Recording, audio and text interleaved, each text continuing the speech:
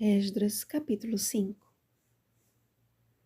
Ora, os profetas Ageu e Zacarias, filho de Ido, profetizaram aos judeus que estavam em Judá e em Jerusalém, em nome do Deus de Israel, cujo espírito estava com eles. Versículo 1.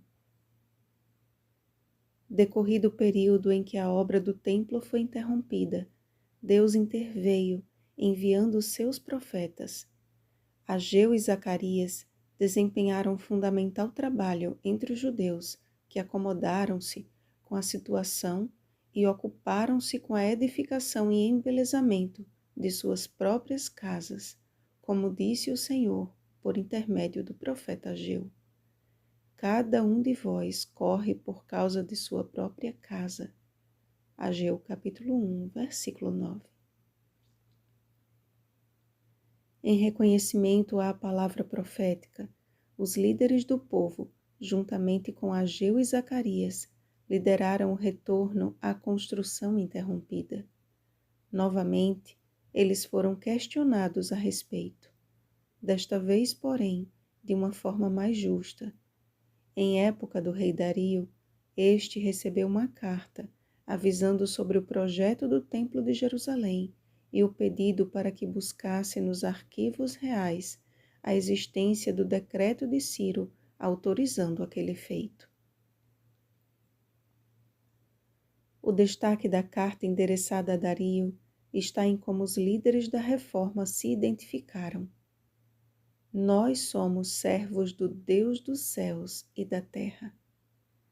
O pecado de seus pais os levou a nascer em terra de cativeiro, mas a promessa do Senhor em reavê-los e devolver-lhes a sua herança os fez submeter-se ao senhorio divino.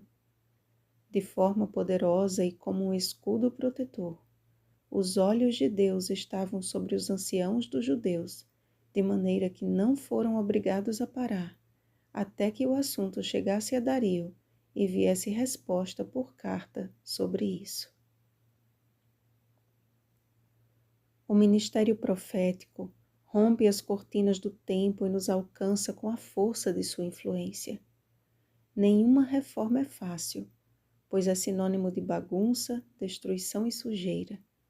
Requer tempo, planejamento, determinação e vontade.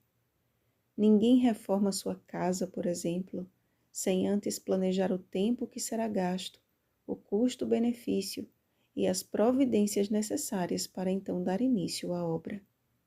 A missão dos profetas era promover no meio do povo de Deus o reavivamento e a reforma essenciais para que a nação fosse quebrada e refeita. Depois que nossos primeiros pais pecaram, todos nós nascemos na terra do cativeiro. Mas o Senhor não nos deixou sozinhos, não nos largou à nossa própria sorte. Ele colocou os seus olhos de amor sobre nós e nos proveu livramento. No tempo determinado, Deus enviou o seu Filho unigênito ao mundo para morrer por nossos pecados, e no tempo já indicado por sua onisciência, Jesus voltará e nos levará do cativeiro para casa. Não fosse o Senhor, e a reconstrução do templo não teria acontecido. A obra de reforma não é genuína e não será completa se não houver submissão a Deus e total confiança em seu poder. Nossos esforços de nada valem se, como criancinhas, não nos voltarmos ao Senhor em busca de auxílio. Ele deseja transformar a nossa bagunça e sujeira em sua santa morada. Portanto, aceitemos hoje o convite da graça de Deus.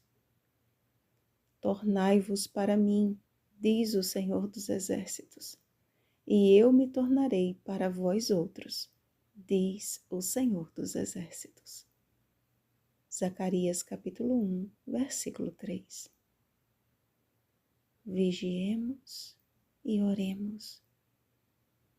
Um feliz sábado, reformados pelo Espírito Santo.